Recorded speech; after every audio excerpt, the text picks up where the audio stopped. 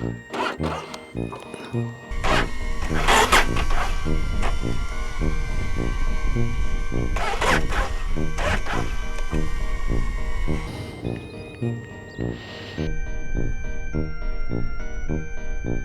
toe ek my motorfiets wil start, is die battery pap.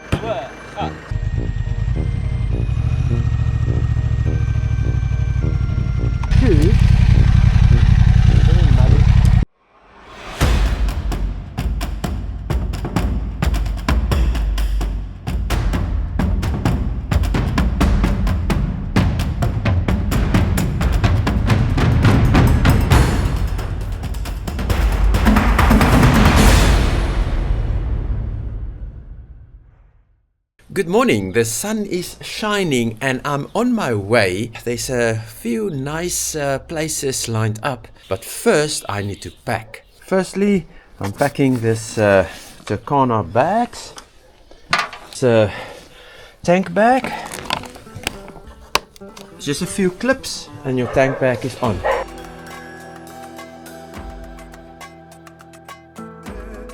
Everything is done.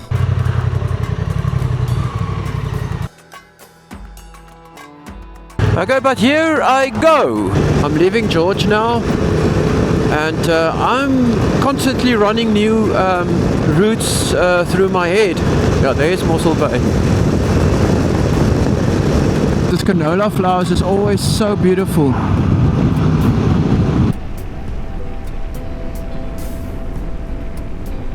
Waar draai ek af om by die pont uit te kom? Nou man, jy wil op pont toe gaan.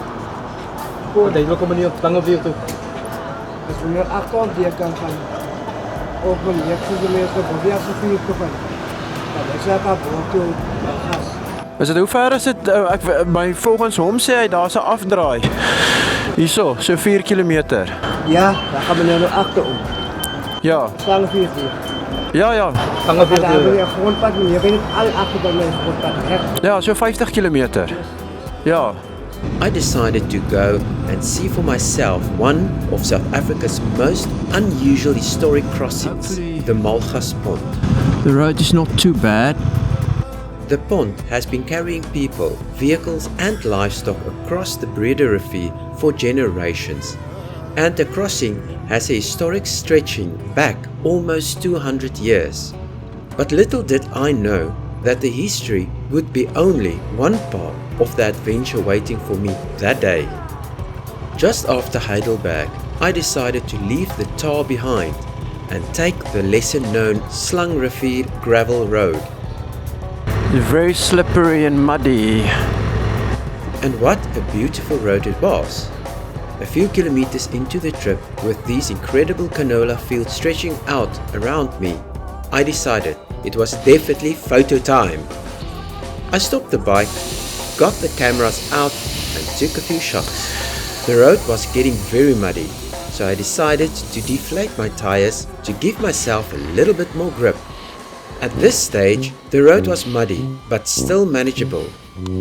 I had absolutely no idea what was coming.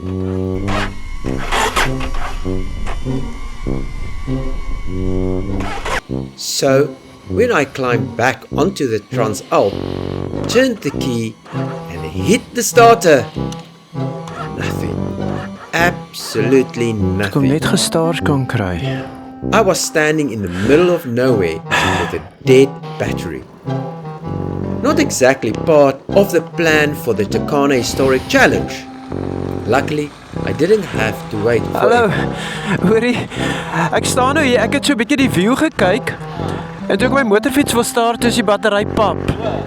Toe wil die motorfiets nou glad nie start nie. About half an hour later, a friendly person came driving past with a battery booster pack. Helped me get the bike started, and suddenly I was back on my way. Problem solved. Or so I thought. Luckily somebody came past and helped me with the battery pack there. I was still determined to get to the Malgas Pont, but then the road decided to throw its next challenge at me. I had a flat battery in the middle of nowhere. I'm not sure if the pond is open, so I'm going there. It is slow riding because in certain patches the soil or the ground is very slippery.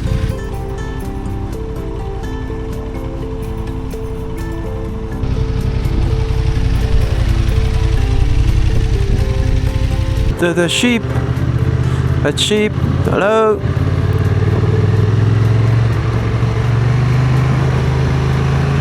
Mud. And not just a little bit of mud. This was the thickest, slippiest mud I had encountered on the trip. The bike was dancing underneath me and I came close to dropping it about 5 times. There were moments when I thought, this is it, I'm going down. But somehow I managed to keep the Transalp upright.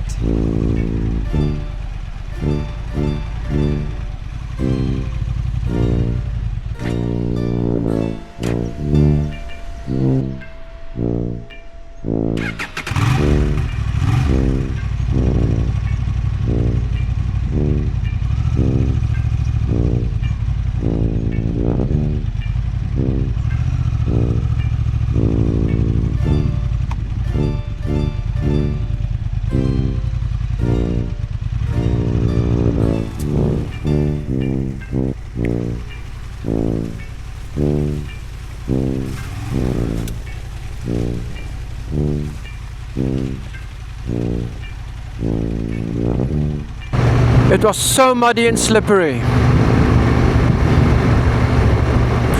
At least the road is better here now.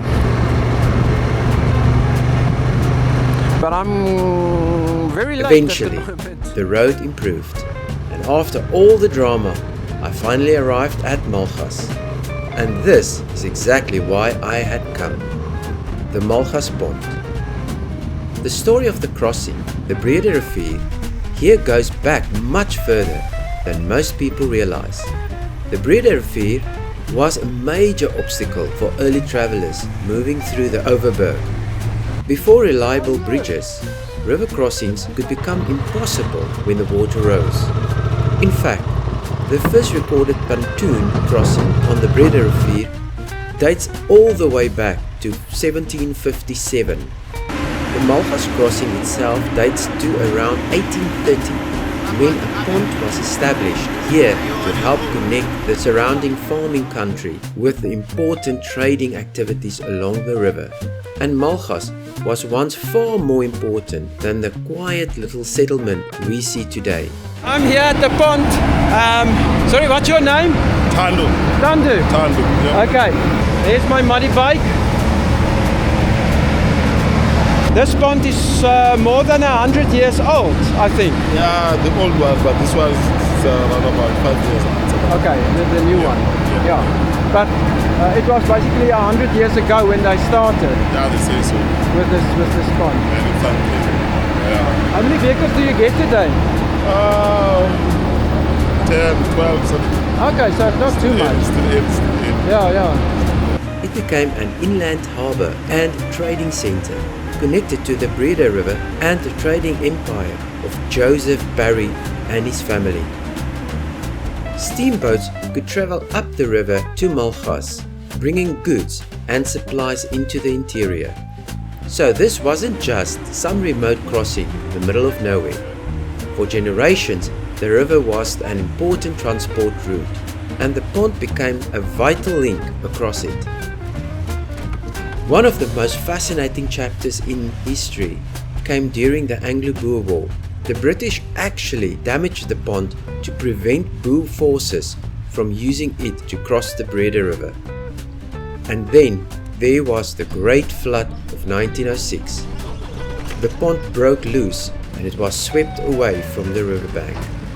It eventually ended up standing on the eastern bank some distance from the water. It took 6 months of incredibly difficult work to get it back into the river. Imagine doing that without modern machinery. And that's what makes this place so special to me. It's not just an old ferry. It represents a way of traveling that has almost completely disappeared. For many years, The famous Malgas Pont was manually operated, with the pont man physically pulling the ferry across the Breede River using a cable and pulley system. It became known as the last hand-drawn pont in South Africa. The old hand-operated pont was eventually retired because it became too dangerous, and a new pont was introduced in 2020. But the tradition of the crossing in the Breede River and Malgas continues. Now my chain looks like. Chain actually looks okay, but now I have to get going to Malgas Pont. There's still about 300 kilometers or something left.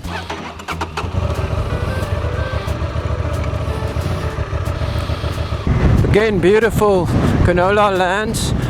And standing there, looking at the river, couldn't help thinking about all the people who had crossed here before me. Oh, it's so beautiful.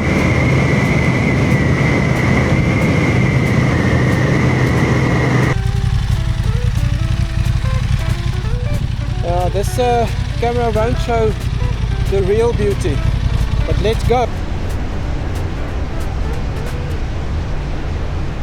Okay, I'm arriving here at the N2.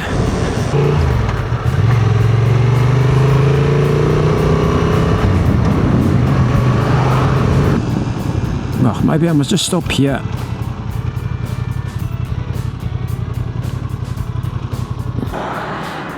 Let's just make my tires harder. I have to get some petrol, but I don't even have to get it here. I can actually put in petrol in Montague. Where is this thing? Oh, that's all.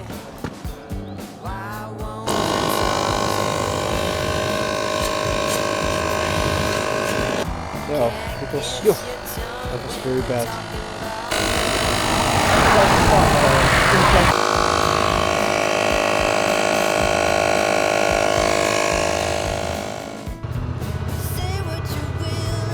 It had been a hard day, but it was also one of those days that you know you're going to remember.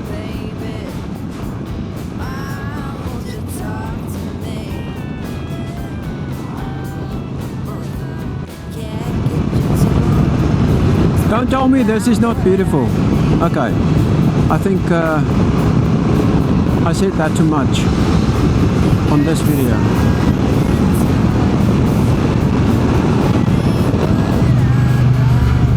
The iconic tunnel. It's not simply about finding an old building, a grave or a monument. It's about getting the bike, taking the road less traveled, and experience the history for yourself. Okay, we're in Montague. Now I have to go to Turkana, the Turkana River. I think it's the first time I'm riding Burgers Pass.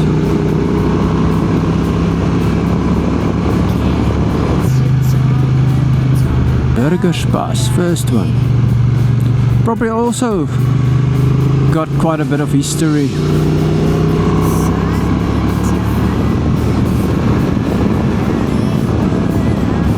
I'm really hungry. I ate a few pieces of biltong. That's that.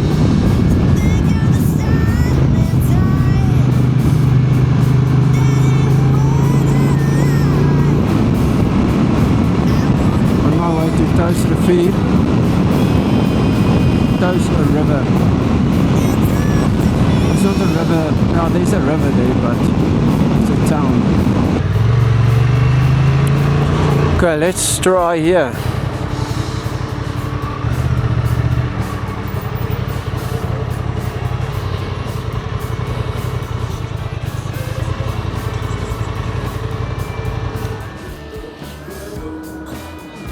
I stopped here at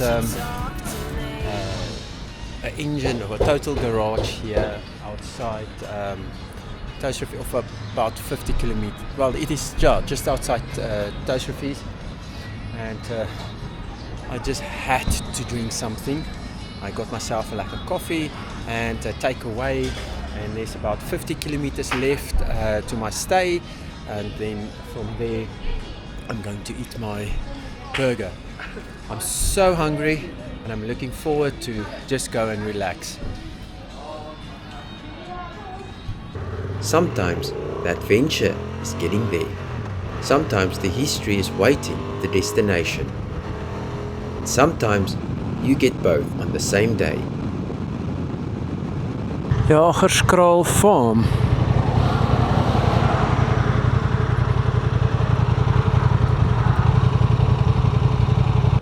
So, if you're anywhere near Swellendam and you're looking for a combination of history, beautiful scenery and a little bit of adventure, put the Malgas Pont on your list. Just maybe check your battery, watch the mud, and don't forget to deflate those tires. Sun is a little bit in my eyes and the road is a bit like a silhouette. Can't really see detail.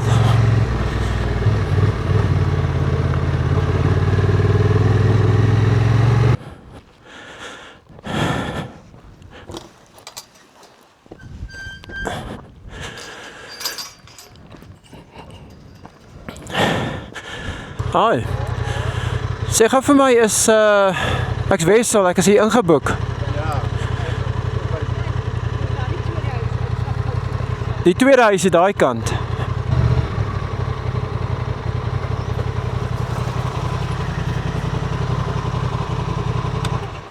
I arrived here at my guest farm. It's beautiful, yeah. Let me show you quickly. Okay, this is my little place where I'm going to stay tonight, and I adopted 2 cats. There's one and there's one.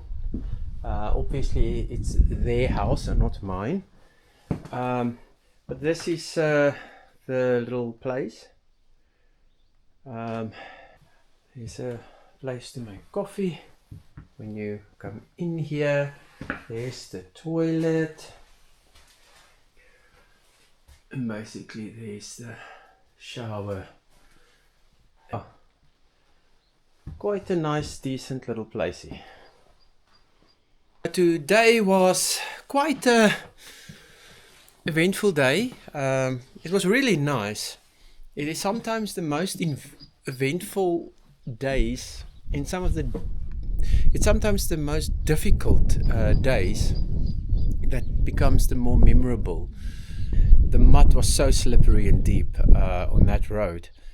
I felt like I was belaying and dancing with the bike on the road. And then the battery that was flat. I think I had too much stuff and cameras drawing on the battery while I was enjoying and taking photos, and when I wanted to start the bike in the middle of nowhere and the ignition was on, then there was nothing. The bike didn't want to start, but luckily someone came past me and he had the battery pack and we could start the motorbike. Now, tomorrow is also great eventful day, so yeah, I'm very hungry now and I'm going to enjoy my steers and yeah, and have a good rest tonight.